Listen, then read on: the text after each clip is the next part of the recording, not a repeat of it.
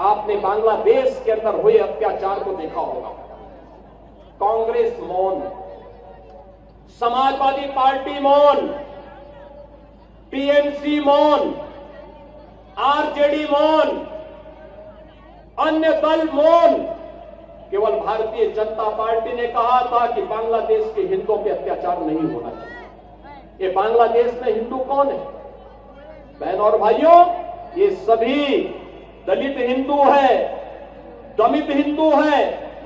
ये वहां पर रह गए हैं, लगातार उनकी संख्या कम हो रही है, लेकिन चूंकि वह पीड़ित हिंदू इनका वोट बैंक नहीं है, इसलिए उसके पक्ष में लोग आवाज नहीं उठाएंगे, उसके लिए नहीं बोलेंगे। आप पिछले एक सप्ताह से देख रहे होंगे, पिछले एक सप्ताह से आप पश्चिमी बंगाल के अंदर का नजारा देख रहे होंगे। पश्चिमी बंगाल के अंदर कैसे गरीबों को, दलित हिंदुओं को कैसे दंगों का शिकार बनाया जा रहा है। समाजवादी पार्टी मौन है, कांग्रेस मौन है, और ममता दीदी को ये दंगाई शांति दूत दिखाई दे रहे हैं। बहनों और भाइयों, ये शांति दूत नहीं, ये दंगाई है, और दंगाइयों का जवाब तो केवल डंडा हो सकता है। उनके लिए अपील काम नहीं करेगी, और उन दंगाइयों से सख्ती से निपटने का काम वहां पे किए जाने की आवश्यकता है, सख्ती से करने की आवश्यकता है। बहन और भाइयों, मैं आज आपसे यही कहने के लिए आया हूं आगरा में कि बाबा साहब का मिशन हर दलित, हर वंचित, हर गरीब को न्याय देने का रहा है।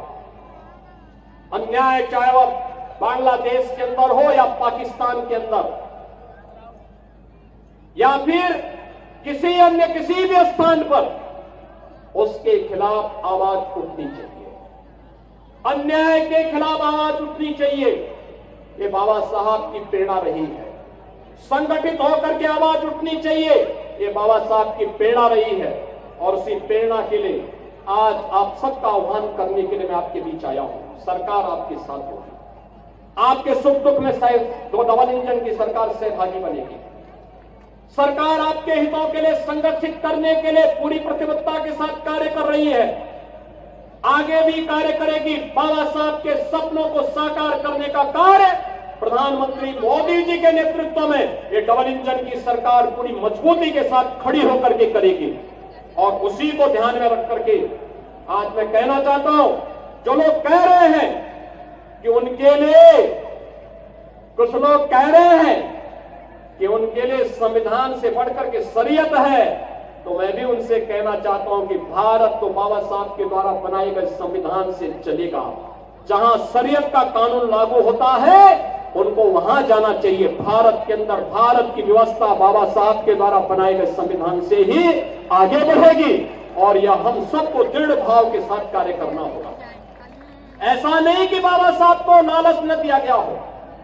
याद करिए, जब हैदराबाद के निजाम ने बाबा साहब को लालच देने का काम किया था, और वहां पर उनके रजाकारों ने वहां के दलितों पर, वहां के दमितों पर, वहां के हिंदुओं पर अत्याचार करना प्रारंभ किया था, तब बाबा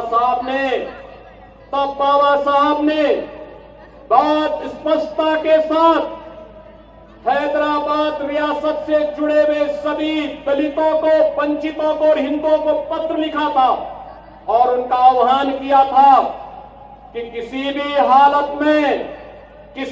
हालत में निजाम के दबाव में आने की आवश्यकता नहीं। धर्मांतरण मत करना, इस्लाम मत स्वीकार करना, आवश्यकता पड़ती तो छोड़ करके महाराष्ट्र की तरफ आप आ जाइए, लेकिन इनके दबाव में काम मत करना। और बहनों और भाइयों, अंततः निजाम को भारत छोड़ करके भागना पड़ा। आज हैदराबाद रियासत भारत का हिस्सा बनी हुई है। बहनों और भाइयों, ऐसे ही जूनागढ़ का नवाब भी करता था। आज जूनागढ़ के नवाब को भी भारत छोड़ करके भागना पड़ा था।